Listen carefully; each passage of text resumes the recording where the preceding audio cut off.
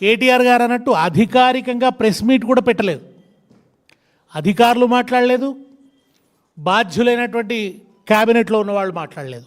ఉత్త పుకార్లతో రాజ్యం వెళ్తున్నారు. షికార్ల సర్కార్ మీకు తెలుసుగా, ఆయన ఎప్పటికీ అయితే దావోసు లేకుంటే కొరియా, కారణాలు ఏమన్నా కావచ్చు, విమానాలు ఎక్కుతాడు, లేకుంటే ఢిల్లీ. షికార్ల సర్కారు, మూటల సర్కార్, మూర్ఖపు సర్కార్. ఎంత మూర్ఖత్వం అంటే, నేను పూర్వాశ్రమంలో తెలుగు ఉపాధ్యాయుని కనుక నాకు భర్తృహరిది ఒక పద్యం యాదికి వస్తుంది రేవంత్ రెడ్డిని చూసినప్పుడల్లా. భర్తృహరి సుభాషితంలోని శ్లోకం అది. దానికి ఏనుగు లక్ష్మణ కవి గారు అనువాదం చేశారు. మకర ముఖాంతరస్థమగు మాణికమున్ పెకలించవచ్చు, చలదూర్మికా నికరమైన పాయక చలదూర్మికా నికరమైన మహోదధి దాటవచ్చు, మస్తకమున పువ్వు దండవలే సర్పమునైన భరించవచ్చు, మస్తకమున పువ్వు దండవలే సర్పమునైన భరించవచ్చు, మచ్చిక ఘటించి మూర్ఖజన చిత్తము దెల్పన అసాధ్యమేరికిన్. రేవంత్ రెడ్డి లాంటి పాలకులు భవిష్యత్తులో వస్తారని ఊహించి భర్తృహరి గారు చెప్పినటువంటి శ్లోకం ఇది. మొసలి నోటిలోంచి మాణిక్యాన్నైనా వెలికి తీయొచ్చు, ఉప్పొంగే సముద్రాన్నైనా ఈదవచ్చు, విషసర్పాన్నైనా తల మీద పూలదండ వలె ధరించవచ్చు. కానీ మూర్ఖత్వంతో అహంకారంతో నిండిన మనిషి మనస్సును మార్చడం ఎవరి తరము కాదు. ఇవాళ అదే మూర్ఖత్వంతో ప్రతీకారేచ్ఛతో బీఆర్ఎస్ నాయకుల మీద అక్రమ కేసుల్ని బనాయిస్తున్నాడు రేవంత్ రెడ్డి. పరిపాలనా పగ్గాలు చేతపట్టి నాటి నుండి అసెంబ్లీలో శ్వేతపత్రాల పేరిట మొదలైన డ్రామా 2 ఏళ్ల నుంచి అదే కొనసాగుతున్నది. ఈ రాజకీయ విన్యాసాలు చూస్తుంటే పరిపాలన పట్ల పూర్తి అజ్ఞానం, పగ ప్రతీకారాలపైననే అంకిత భావం, పూర్తి అంకిత భావం రేవంత్ రెడ్డి గారికి ఉన్నాయన్నది స్పష్టంగా అర్థమవుతుంది. ఒక్క గొప్ప పథకం ఏదైనా కన్సీవ్ చేశాడా ఈ 2 ఏళ్ల కాలంలో? ఇది ఒక రిమార్కబుల్ డెవలప్మెంట్. ఎంత అద్భుతమైన ఆలోచన చేసింది ప్రభుత్వం, ఎంత ఊరటనిచ్చింది ఈ ప్రభుత్వం ప్రజలకి అనేది ఒక్క పథకం ఉందా చెప్పుకోవడానికి? ఒక్క గొప్ప పథకం కన్సీవ్ చేయలేదు, ఒక గొప్ప పరిపాలనా సంస్కరణ తేలేదు. వచ్చింది మొదలు గాల్లోకి రాళ్ళు విసరడం, గాలి పోగు చేసి మాట్లాడడం, చీకట్లో బాణాలు వేయడం, బజారు భాషలో రెచ్చిపోవటం, అనాగరిక భాషను ప్రయోగించటం, ఇదే తతంగం నడుస్తున్నది తప్ప ప్రజలు కేంద్రంగా ఒక గొప్ప పరిపాలనా సంస్కరణనో పథకమో ఏదన్నా ఒక్కటి ఈ 2 ఏళ్లలో ఏమన్నా ఉన్నదా సారాంశం చూద్దామంటే? ఈయన పెట్టిన పథకాలు కూడా ఎట్లా ఉన్నాయంటే, మేము పాట పాడుదాం, భూగోళం తిరుగుతోంది సిరి చుట్టూ నీతి న్యాయం అంతా తీసికట్టు అని. రేవంత్ రెడ్డి గారి పథకాలన్నీ సిరిగల భూముల చుట్టూ తిరుగుతాయి. భూముల దందానే అసలు ప్రతి పథకం వెనుక ఉన్న రహస్యం అదే. మూసీ ప్రక్షాళన, ఇది నదీ ప్రక్షాళన కోసం కాదు, అట్లెవరన్నా అనుకుంటే అమాయకత్వం.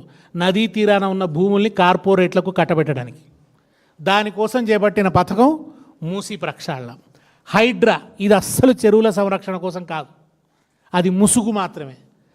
దాని పేరున రియల్ ఎస్టేట్ సంస్థల్ని బెదిరించడం, దండుకోవడం, కొందరికి లబ్ధి చేకూర్చడం, కొందరిని దెబ్బతీయడం, ఇది హైడ్రా పరమార్థం. ఫ్యూచర్ సిటీ, ఇది ఫ్యూచర్ కోసం ఏమాత్రం కాదు, బినామీలకు భూముల్ని కట్టబెట్టడం కోసం. ఆ భూములకు కృత్రిమంగా ధరలు పెంచాలి, వాటిని బినామీలకు కట్టబెట్టాలి. ఇది ఫ్యూచర్ సిటీ వెనక ఉన్న పథకం. అది ఉంది కదా మనకు, వెనకటి గుణమేలమాను వినరాసుమతి అని అంటారు కదా. శుభలగ్నమున కనకపు సింహాసనమున కూర్చుండబెడితే వెనుకటి గుణమేలమాను అన్నారు. ఈయన వెనకట ల్యాండ్ బ్రోకర్, ఆ గుణం ఈయన మానడు. ముఖ్యమంత్రి అయినా ఆ ల్యాండ్ బ్రోకర్ గుణం పోదు. ఆ ల్యాండ్ బ్రోకరిజమే నడుస్తోంది తప్ప ఒక పరిపాలకుడిగా, ఒక స్టేట్స్మెన్గా నిజానికి రాగానే ఈ ప్రతిపక్షం మీద దాడి, హింస ఇవన్నీ కాకుండా ఒక మేధోమథనం చేసి నీళ్ళ విషయంలో ఏం చేద్దాం, ఎలక్ట్రిసిటీ ఫ్రంట్లో ఏం చేద్దాం, వాటర్ మన పరిపాలనకు సంబంధించి చేద్దామని ఒక సీరియస్ థింకింగ్ లేదు, సీరియస్ అప్రోచ్ లేదు, పీపుల్ సెంట్రిక్ థాట్ లేదు, సంస్కారవంతమైన మాట లేదు. నిజంగా కూడా రేవంత్ రెడ్డికి ఒక మంచి బిరుదు ఏదని ఇవ్వదలుచుకుంటే డైవర్షన్ కింగ్, ఇది మాత్రం అద్భుతంగా సరిపోద్ది ఆయనకు. డైవర్షన్ కింగ్ అనే బిరుదు ఇవ్వచ్చు. పాలన చేయడం మానేసి ప్రతిపక్ష నేతలను ఎలా వేధించాలి, ప్రజల దృష్టి ఎట్లా మళ్లించాలి, దీని మీద ఒక అద్భుతమైన డైలీ సీరియల్ రాస్తున్నాడు ఆయన. ఆ కార్తీక దీపం సీరియల్ రచయిత కూడా రేవంత్ రెడ్డిని చూసి ఆశ్చర్యపోతున్నాడు కావచ్చు. ఇన్ని వేల ఎపిసోడ్లు రాసిన నాకంటే కూడా మెలో డ్రామాతో ఈయన సీరియల్ రాయగలుగుతున్నాడని అనుకుంటున్నాడు కావచ్చు ఆయన.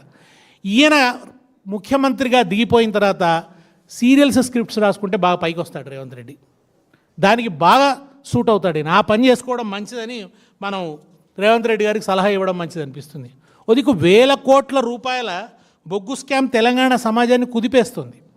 ఆ మంటల నుంచి తన కుర్చీని కాపాడుకోవడానికి, జనం దృష్టి మళ్లించడానికి ఇవాళ తన అమ్ముల పొదిలోంచి తీసిన ఒక పాత తుప్పు పట్టిన పనికిరాని అస్త్రం ఈ టెలిఫోన్ ట్యాపింగ్.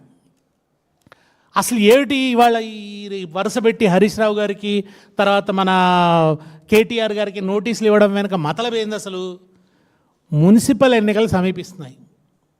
ఈ మానవుడికి గెలిచే కాన్ఫిడెన్స్ లేదు. పైసలు ఎగజల్లాలి, అంతకుమించి ఇంకో మార్గం లేదు. ప్రజలు ఫెడప్ అయిపోయారు. హోప్లెస్ ప్రభుత్వం, corrupted CM, criminal CM, cricket CM అని ప్రజలు ఫీల్ అవుతున్నారు. ఇది అర్థమైపోయింది ప్రజలకి.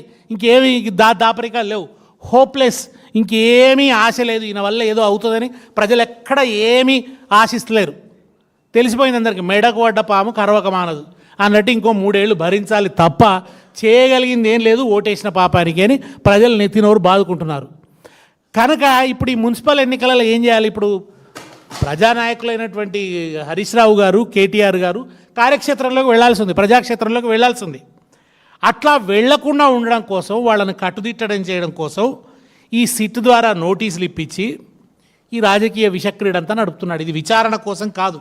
మున్సిపల్ ఎన్నికల్లో కేటీఆర్ గారిని, హరీష్ రావు గారిని, బీఆర్ఎస్ పార్టీని నేరుగా ఎదుర్కొనే దమ్ము లేక మా నాయకుల్ని ఇట్లా కేసుల చుట్టూ, స్టేషన్ల చుట్టూ తిప్పి గెలవచ్చు అనేది రేవంత్ రెడ్డి గారి ఒక చీప్ టాక్టిక్స్ అన్నమాట. చవకబారు ఎత్తుగడ. ఇట్లా చేసి ఏమన్నా మాయ చేయొచ్చేమో, ఈ పుకార్లు రేపి, ఈ బటగాల్చి మీద బారేసి, ఈ బదనాములు చేసి, ఈ దుర్మార్గ ప్రచారాలతో ఓట్లు దండుకోవచ్చేమో, లేదా వాళ్ళని కొంత కట్టుదిట్టం చేయొచ్చేమో, మానసిక స్థైర్యాన్ని దెబ్బతీయచ్చేమో అని అనుకుంటున్నాడు. సముద్ర పాలలు వచ్చి కొండల్ని ఢీకొంటుంటాయి, మళ్ళీ వెనక్కి మళ్ళుతుంటాయి, కానీ కొండలకేం కాదు. ఇట్లాగే రేవంత్ రెడ్డి చేసేటువంటి ప్రయత్నాలు కూడా ఉద్యమ జ్వాలల్లో కాకలు తీరినటువంటి నాయకులు, తెలంగాణ రాష్ట్ర పునర్నిర్మాణానికి పునాదిరాళ్లుగా నిలిచినటువంటి నాయకులు హరీష్ రావు గారైనా, కేసీఆర్ గారైనా ఈ అల్పమైన రాజకీయ కక్షలతో, అర్థం లేని నోటీసులతో వాళ్ళ స్థైర్యాన్ని రేవంత్ రెడ్డి గారు మీరు దెబ్బతీయలేరు. ఇది సాక్ష్యాధారాలతో జరుగుతున్న విచారణ కాదు. ఇది సెక్రటేరియట్ నుంచి అందుతున్న స్క్రిప్ట్ ప్రకారం జరుగుతున్న షో. ఇది పోలీసులు నడిపిస్తున్నటువంటి ఒక షో. రేవంత్ రెడ్డి పరిపాలనలో విచారణ సంస్థలు స్వతంత్రత కోల్పోయాయి, శాంటిటీ కోల్పోయాయి. వాటికి ఏమాత్రం శాంటిటీ లేదు. ఈడీ, సిబిఐల పరువు మోదీ ఎట్లా తీశారో రేవంత్ రెడ్డి కూడా సిట్లు అనే వాటికి అర్థం లేకుండా చేసినాడు. విచారణ సంస్థలు పూర్తిగా స్వతంత్రత కోల్పోయాయి. ముఖ్యమంత్రి గారు రాసిచ్చిన స్క్రిప్ట్ ప్రకారం, ఆయన దావోస్లో ఉన్నాడు కానీ మెదళ్ళు ఇంకా దయ్యాలే పనిచేస్తున్నాయి. ఆయన బ్రెయిన్ డెవిల్స్ వర్క్షాప్, ఎప్పుడూ ఆ డెవిల్స్ పనిచేస్తూనే ఉంటాయి. ప్రతిపక్ష నేతలను స్టేషన్లకు పిలిపించి వేధించడం ఇప్పుడు ఈ సిట్ల పరమార్థంగా మారింది. నిజంగా ప్రభుత్వానికి నిజాయితీ ఉంటే ఇవాళ 1000 కోట్ల కుంభకోణం జరిగిందని సాక్ష్యాధారాలతో సహా ముందు పెడితే దాని మీద సిట్ ఎందుకు వేరు? దాని మీద కమిషన్లు ఎందుకు వేరు? దాని మీద విచారణలు ఎందుకు ఉండవు? ఎంతసేపు బీఆర్ఎస్ నాయకుల మీదేనా సిట్లు? మీరే టెండర్లు రద్దు చేశారు కదా. టెండర్లు రద్దు చేశారంటే మీరు ఒప్పుకున్నారు కదా. ఆ ఆంధ్రజ్యోతి ఆయన రాసినటువంటి రాతల మీద ఎందుకు సిట్ వేయరు? ఎన్టీవీలో వచ్చిన వాటి మీద ఎందుకు సిట్లు ఉండవు? సిట్లు కేవలం వేధించడానికే ఉంటాయా? ప్రతిపక్ష నాయకుల్ని వేధించడం కోసమేనా? వేయండి, ఆంధ్రజ్యోతి మీద కూడా సిట్ వేయండి ధైర్యం ఉంటే. లేదా మన ఆ శోధ ఏజెన్సీకి టెండర్ ఎట్లా వచ్చిందో దాని మీద సిట్ వేయండి. ముఖ్యమంత్రి గారు బామ్మర్దికే ఎట్లా దక్కుతాయి? సైట్ విజిటింగ్ అనేటువంటి ఒక నిబంధన, తప్పుడు నిబంధన, చరిత్రలో ఎన్నడూ లేని నిబంధన పెట్టి, దానికి సంస్థ సర్టిఫికెట్ ఇవ్వాలనే ఒక దొంగ నిబంధన పెట్టి అస్మదీయులకు మీరు టెండర్లు దాఖలు చేస్తున్నారు అన్నదానికి నిదర్శనాలు ఇవాళ కనబడుతుంటే దాని మీద సిట్ ఎందుకు ఉండదు? అంటే కేవలం కేటీఆర్ గారిని, హరీష్ రావు గారిని, కేసీఆర్ గారిని, వీళ్ళ కుటుంబాన్ని వేధించడం కోసం మాత్రమే సిట్లు వేస్తున్నారు. సొంత పార్టీలో అసమ్మతి తెగలు, బయట సెగలు, బయట స్కామ్లు, భట్టి గారు ఎప్పుడు తన కుర్చీ కింద బాంబై వెళ్తారో అని భయం రేవంత్ రెడ్డి గారికి. కోమటిరెడ్డి గారు ఎక్కడ తనను పట్టి లాగుతారో అని భయం.